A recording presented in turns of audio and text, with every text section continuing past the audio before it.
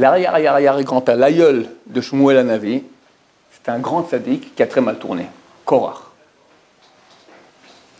Korach, c'est Yaakov, Lévi, Yaakov Avinu, Lévi, Yitzhar et Kehat, Yitzhar et Korach. 5e génération après Yaakov. Maintenant, son père, c'est Yitzhar. Le frère de son père, c'est Amram. Amram, c'est le père de Moshe et Aaron. Moshe, c'est le roi, le prophète, le roi d'Israël, le maître, le gouverneur d'Israël, et Aaron, c'est le grand prêtre. Pourquoi eux ont pu recevoir ce grand statut? Parce que Amram s'est marié avec sa tante, Yocheved, la fille de Lévi. C'est un Issour Karet. Pourquoi c'est valable? C'est avant que la Torah soit donnée. Donc si Moshe, il commence à s'en regarder, Moshe, t'as de la veine d'être né, que tes parents sont mariés avant que la Torah, sinon tu aurais été un mamzer, même pas un juif. Il le sait, Moshe. Il fait profil bas, il faut rester humble. Korach, lui, c'est un pec. Yaakov, Lévi, Kehat, Yitzhar, Korach. Fantastique. Top de top. Lui, il s'est dit pourquoi? Comment c'était après? Après, il a fallu choisir le gouverneur de la tribu de Lévi. Dieu dit à Moshe, ça va être Michel ben Elitsaphan. C'est le fils du 4e frère. C'est 4 frères. Amram, Yitzhar, Hebron, Uziel. Michel ben... comment j'ai dit? Amram, Yitzhar, Hebron, Uziel. Elitsaphan ben Uziel. Papa Michel. Elitsaphan ben Uziel. Donc c'est le fils du 4e, du plus petit. Korach, c'est le fils du 2e.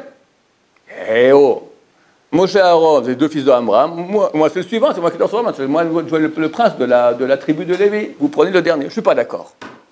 Et il fait un putsch militaire, enfin une campagne de trucs, une révolution.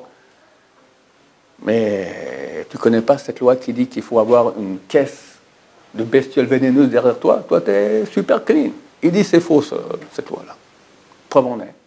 Et le roi HaKodesh, c'est un sadique. Sadique katamar ifrach. On a dans les télim, sadique katamar ifrach. Sofet evot, la dernière lettre de chacun de ces mots, ça fait Korach. Un sadique, comme un palmier va grandir, Korach.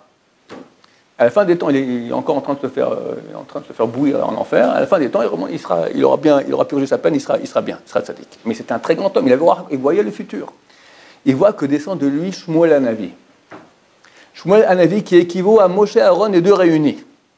Il regarde en l'air, il voit, ils sont tous OK. Ils sont tous OK. Donc comment Shmuel, qui était un des plus grands prophètes qu'a connu le peuple d'Israël, comment il appelle le prophète, alors que derrière lui, tu regardes maintenant, il n'y a aucune caisse de bêtes vénéneuses. Qu'est-ce qu'il n'a pas compris? C'est lui-même, Korach. Shmuel, ça va, t'as quoi derrière toi? C'est bon. Donc regardez à quel point la Torah fait attention à l'humilité. Le mont Sinaï, pourquoi le mont Sinaï a été choisi parmi toutes les montagnes pour recevoir la Torah? Parce que c'est la plus basse des montagnes. Je ne sais même pas si c'est une montagne, c'est marqué dans Chazal, le texte est marqué Dieu n'a pas choisi parmi les montagnes et les collines, il n'a choisi aucune si ce n'est le Sinaï, qui était la plus basse de toutes, une colline. Petite colline. Et c'est écrit dans le traité Choulin, je ne sais plus quelle page. Combien je vous aime, Am Israël. Quand je vous donne de la grandeur, vous faites de vous rien. Abraham, je lui donne la grandeur. Abraham, Aban Goïm, père de nombreux peuples. Abraham il dit, Vanochi afar vaef, je suis de la poussière et de la cendre. David, Anitola Veloï, je suis un ver et pas un homme, un ver de terre. Moshe Rabbeinu, il dit, Venach Nouma, et nous, moi et mon frère Aaron, qu'est-ce que nous sommes? Même pas un ver de terre, rien. Il faut beaucoup travailler, messieurs, là-dessus. Celui qui travaille là-dessus, il a tout gagné. Baruch Adonai, le Roman va, mais...